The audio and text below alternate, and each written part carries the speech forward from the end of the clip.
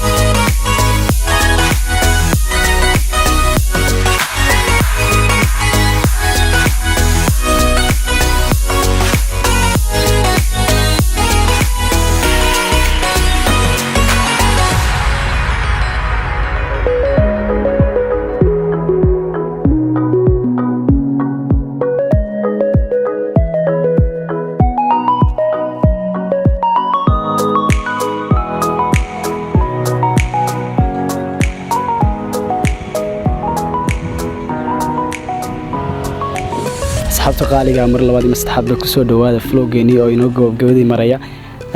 sida quruxda badan aad noola socoteen hadartana waxaan weydiinay ardayda qaaliga my classmate-ka qof walba dareenkiisa sida quruxda badan aan u soo qaadanay waqtigii aad ka quruxda badnaa socod wanaagsan عاقل سليمان محمد فرح عاقل كورن dareenkaaga iyo waqtiga quruxda badan aan soo wada qaadanay بسم الله الرحمن الرحيم ورتي الله ما هدي الله marka ugu horeysa marka xigta alxamdulillah rabbil alamin maanta imtixaanka noo dhamaaday waxaan dareen aad iyo aad jiiba baan ku haynaa halkan joogiga iyo farxadda lama soo koobi karo maanta anagoo ku dalxiisana jaamacaddii kumbiska weynada ay lahayd sida awgeed iyadoo imtixaankii uu noo dhamaaday annaga iyo asxaabtayda iyo classmate aad iyo aad baan u faraxsanahay iyo jooga imaanlah dhulkan aadka u quruxda badan oo indhahana u fiican wal dareenkaaga والله dareenkayga joogiga inaba caadi ma waa hay weeyaan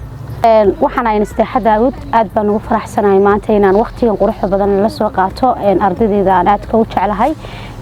jaamacaddu baan ku qaadanaynaa maanta waqtiga farxadda leh saaka xilli horaan imid